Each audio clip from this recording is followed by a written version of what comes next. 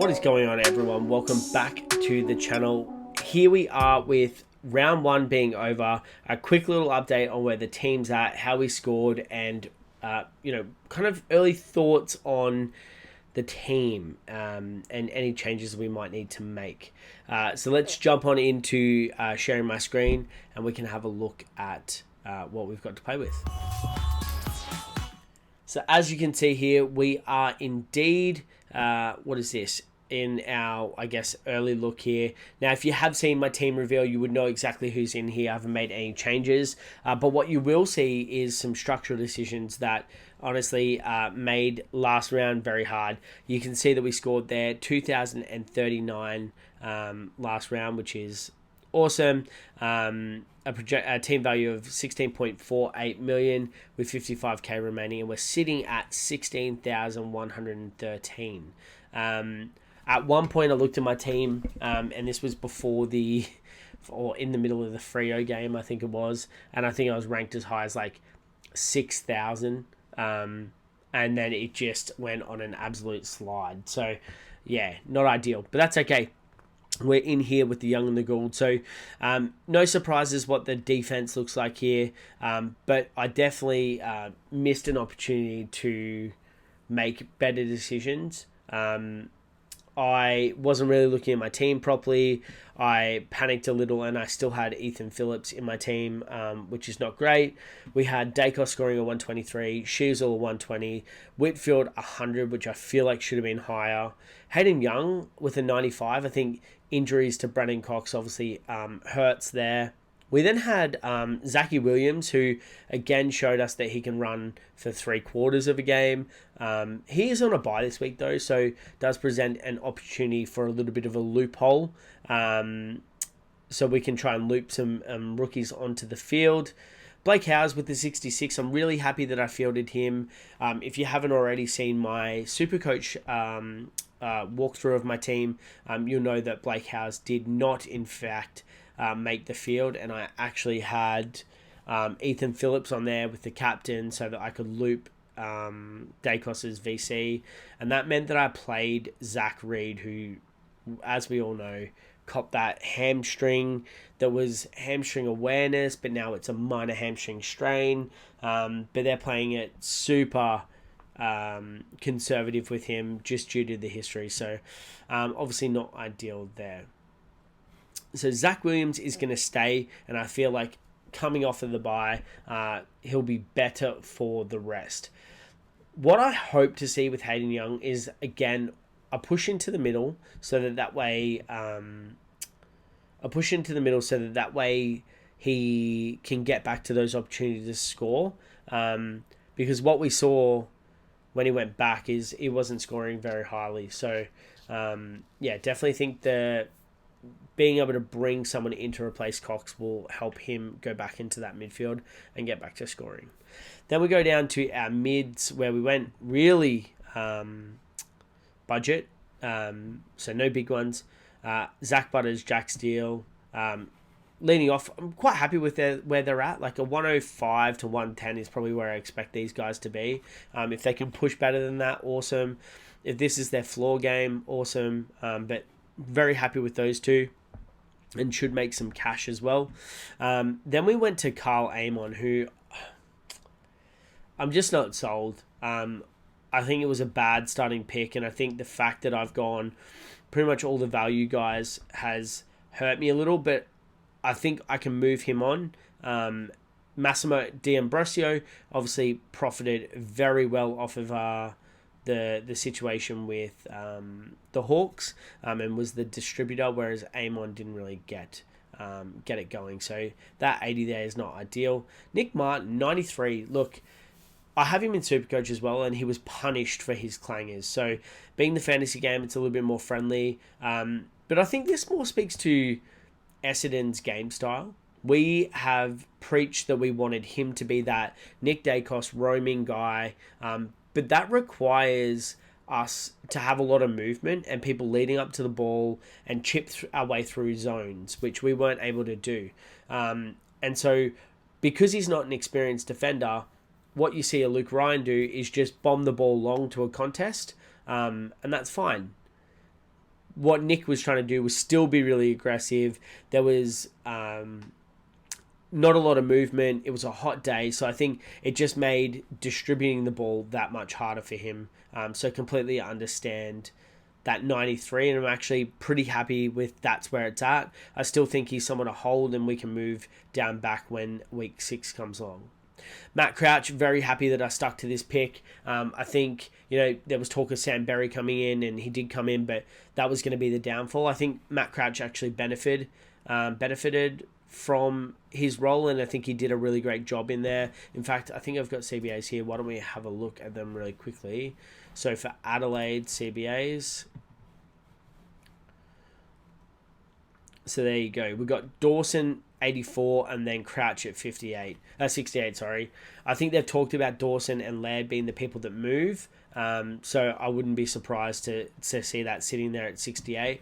I wonder if I have a look here, if I can see time on ground, because I think that's what that'll be. No, not Port Adelaide. We want GCS.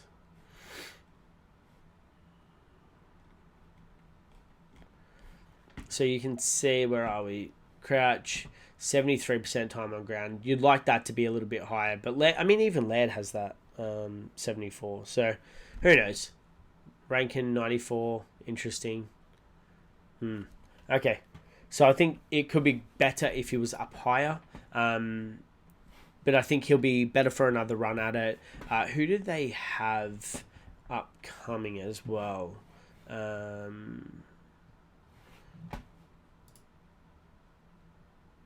Geelong upcoming. So, look, there could be some scoring that happens there as well. We then go to an Ollie Wines. Now, this is where the disappointment sets in. He didn't have the role. He didn't look good. He didn't look like the player that I thought he was going to be. Kenny Hinkley, you told us he was going to be the man in the middle, and he ends up on 46% CBAs when he's behind Horn Francis and Butters and Rosé. So not ideal. He's someone that I'm probably going to have to move on. I just don't think that he is going to be good enough to stay there. And 72 is not enough. We need him up around the 95, 105 mark in order to be a good pick, being that he's priced around, what's that, 696.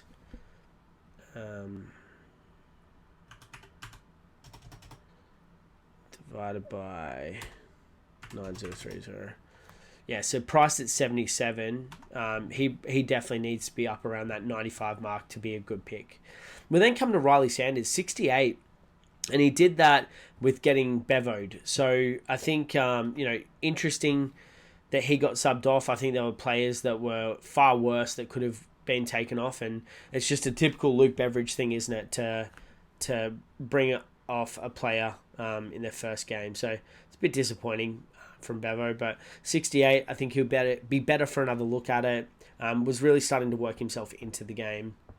Then we go to Matt Roberts, again, another 68. He's going to make cash, which is great. I think if we look at his break-even, he's minus 11. What's Sanders? 11. So minus 11 for Roberts. He's still got plenty of money to make, and he'll be in my side. We then come over to the biggest mistake I made, which is Colby freaking McKercher being on the bench. I don't know why I didn't play this guy on the field. I think round 0 just threw me off completely. It's taken Tom Green out of my team. It took Billings out of my team. It definitely has not been friendly to me. But that's okay. It is what it is. We'll work through it. 94 is obviously going to give us a good cash gen. He's minus 3 there. He'll definitely be coming onto the field. So probably be a Roberts off with a McKercher in there. We then go to Jai Clark. Obviously a bit disappointing here. But we just got to keep going. He beat his break even, I guess. He will make some more money, but that's built into his next 5 price movements, which is just not great. We come down now into the ruck line, and similar to Supercoach, I went with the Maxi Gawn Brody Grundy combo. Geez, did Brody Grundy hoodwink everyone. This man comes out in round 0 and absolutely destroys Gawn, and then comes out and gives away 7 free kicks, looks uninterested. I think being on a bigger ground obviously hurt. He's going to do well at the SCG, so I think that will probably help. But he is going up against Essendon. Historically, we kind of play a 2 ruck setup. Draper played in the VFL, so he could be coming back in. It'll be interesting to see what happens with Goldstein. So keep an eye on the Grundy situation. Look, I got him for cash. He did have his... his price movement. He will have a price movement, and I think I will hold on to him, honestly. So average wise, sitting at an 86 average, that's not the end of the world, is it? Price at 715k, 86 is not the end of the world, but we need to see the Brodie Grundy from round 0 come out week in, week out. I had Harry Barnett, who I did play as a sub so that I could captain him and get the double Dacos situation. So pretty happy with that. We'll just need to keep an eye and just see if we can get someone to play that R3 position there. We come on down to Sammy Flanders. So went 119, which is fantastic. He's someone I've been hot on all preseason, like everyone else, but was just confident backing him in. I didn't want to go a Heeney. I don't trust Heeney. I don't trust Horse. That made me look like an absolute mug when Heeney scored a 125. You can see it there on the screen. So that's disappointing. But look, I'm happy with a Flanders and where he's at. Zach Fisher, a 68, I think. Probably the same comments as my Supercoach video. He just, had the role, but it just, wasn't good. McKercher and Sheasel racked it up. I think he'll be better for another run at it, and I believe he's at Marvel taking on Fremantle. So probably Under the Roof is a good spot for him. He's someone I think we'll give another shot to. James Shorten I was really happy with. Could be better, but I think scoring a 78 is quite decent. We want him in the 80s, and I think he can probably get there as well. Sexton, much happier with this than those people that went with Buderick. A 67, you'll take it. He's there to make cash, and I just think that he's going to consistently do that. A break-even of 22, so you should be able to meet that pretty consistently, projected at 50 against the Bulldogs. And I think the ball's probably going to be down their back line a fair bit, so he'll get great opportunity to use it out of there. Harley Reid, 55. Look, not ideal, especially when you got a 63 from Darcy Wilson sitting on the bench. So, again, another decision that I could have made extra points from. And definitely someone I'm going to be keeping an eye on. I think that he's fast approaching his break even, and I just don't know how long he's going to be a keeper. We got into this theme last year of, we had Dacos the year before there was a keeper. We had Sheasel that's a keeper. There were plenty of people that looked like they could be keepers. Will Ashcroft before he did his knee. I don't know if Harley Reid's going to be one of those blokes. I think he's someone that we'll probably look to flip on. And indeed, he could be someone that I look to turn into like a Jack Billings. And then finally, I had Charlie Lazaro on field at the F6 position. So now sitting at 303k. Look, there are things that I liked from him. I think that he'll be better for another go at it. But he's there to make money. I wanted him as a value guy. The moment he stops doing that, that's when he's not useful for me anymore. And that's where I'll probably be playing a Darcy Wilson on the field and he can be on the bench. And then we've got Sean Manor and Jeremy Sharp, who did phenomenal. I think Jeremy Sharp, 79. The only concern for me with this one is that it came with O'Meara being a laid out. So what impact did that have? But I think Freo, they just turned it on, took Brisbane to town, and it's just really interesting to see what's happening with Collingwood and Brisbane. The grand final hangover is real. Just quickly go through some of the players here, our top scorers. Sarong, we always thought that he was going to have that inside role, so a 161 was phenomenal. Tom Green just absolutely feasted. Someone I really regret taking out of my team. Billings, a 140, up to 538k, and I think he's someone now that you really need to look at because like price-wise, he's just going to continue to go up. The Hawthorn matchup as well. Might just start him really quickly. I think average of 75. He's definitely going to be a top 6 forward. And with that 140 in his price movement, I think it's going to be a great pick. So someone that I'd love to get in. Perkins went a 130. I think that's an absolute ceiling score from him. I don't think he's going to be doing that consistently. Dunkley a 126. Amazing to see that from him, but with the mid-only status and price of that 959k, not really an option. Anderson 926 with the 126. Merritt did not get Finn tagged, and just someone that you just love watching, but it's hard to watch when you don't have him in your team. Luke Ryan did amazing. I think he'll be better for it as well with a bit more structure, but they definitely need to update that photo because he's got the blonde hair, which took me a while to get used to. Heeney, a 125. Look, he did phenomenal, but I think there's a clock on him. I doubt he's going to be doing that when you get the likes of... who's going to come back? A Mills, a Parker, a Taylor Adams, those sort of guys. I think that'll all take away from him. Petrarca, interesting, dropped 11k at 121. Jesse Hogan obviously feasted against his competition against North there, so that was a tough run. Tristan Jerry, great score there, 121. And obviously a lot of value, someone that you could look to go from a Grundy down to and make yourself, what's that, a 90k. So yeah, so there's a few options there. Holy hell, Matt Rowell, he's just doing it again and again and again, so could be interesting. Just quickly, we will look break even wise. Ollie Dempsey, someone I'm looking to bring in Supercoach. I don't know if I'll do it in fantasy, but definitely someone to look at in Supercoach. Cadman obviously gets another go against an easy opposition in West Coast, so he could score quite well. Berry scored quite well in his game. What's that?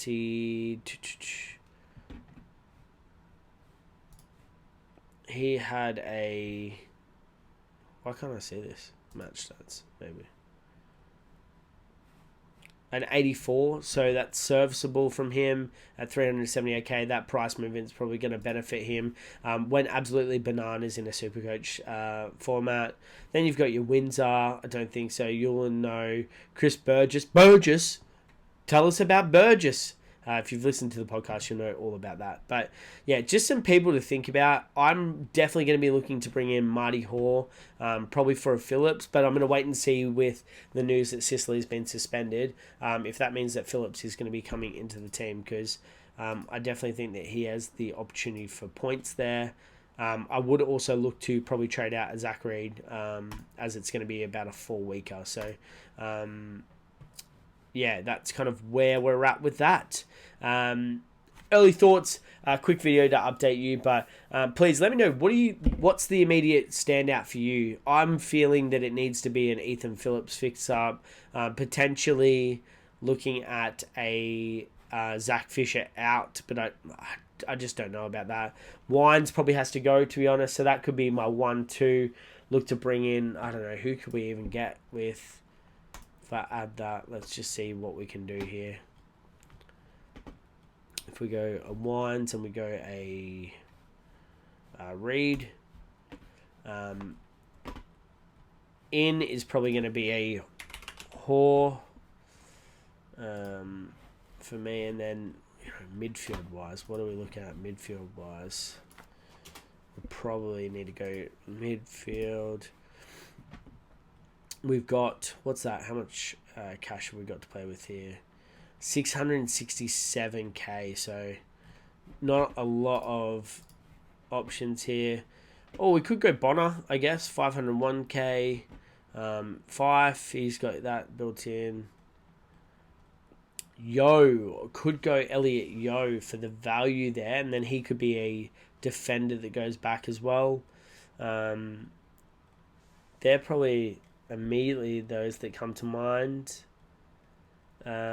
What I'm interested to see is if Gimby goes to Tom Green and does a shutdown role. We could look to bring in a Jack Carroll, but I don't think so. I think it's probably more a... I wonder if we did a Billings. Can we get a... He's a forward only, is he? All positions. We could bring in a Jack Billings. That could be very interesting. Yeah, I could absolutely look at doing that. But then, as I said, I'm loading up on Melbourne players and probably don't want to be in that position. So, early thoughts right there. We're going to reset this and go back to my team. But kind of early thoughts, let me know, as I said, in the comment section below. I'm going to get this all finalised before we go and record our podcast tomorrow night. So if you haven't checked that out, the Lockout Podcast over on Apple Podcasts and Spotify, basically wherever you get your podcast from. So give it a listen. Let me know if you've come from YouTube, and we'll see you in the next one. But thanks for watching. I look forward to reading the comments, and hopefully there's some constructive criticism in there, because bloody hell, I'm a bit lost with my team. So thanks for watching. We'll see you in the next one. Peace.